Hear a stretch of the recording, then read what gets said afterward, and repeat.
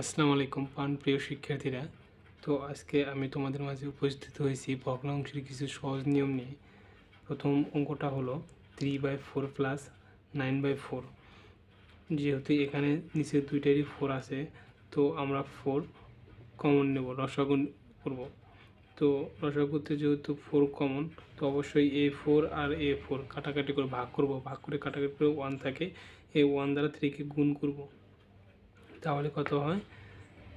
3 গুণন 1, যেহেতু এখানে প্লাস আছে তাহলে প্লাস দেব।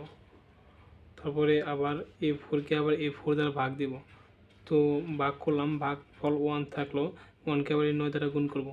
তাহলে 9 গুণন 1, তাহলে কত হলো? 3 অক্ষে 3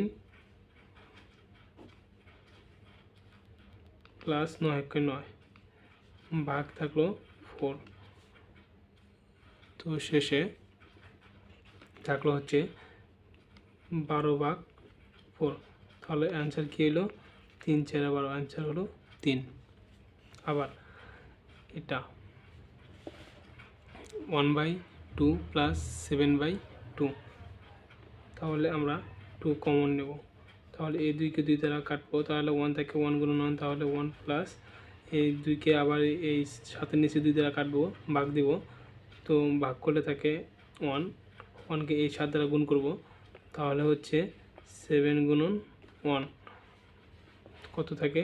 7, 7কে 7 প্লাস 1, তাহলে 8 ভাগ 2, অ্যান্সার কত হবে? 4। আবার এখানে যেহেতু 4 আছে দুইটার নিচেই, তো অবশ্যই 4 নেব কমন। তাহলে A4কে A4 দ্বারা কাটবো, থাকে কত? 1, এবং এই 1কে 5 দ্বারা গুণ করব, তাহলে 5 অক্ষে 5 প্লাস A4কে আবার A4 দ্বারা কাটবো, 1 থাকে, 1কে 15 দ্বারা গুণ করব, তাহলে 15 কত হয়? 5 আর 15 20 ভাগ 4, তাহলে অ্যান্সার কত হবে? 20কে 4 দ্বারা ভাগ দিলে হবে, অ্যান্সার হবে 5। তো এটাই হচ্ছে শর্টকাট নিয়ম।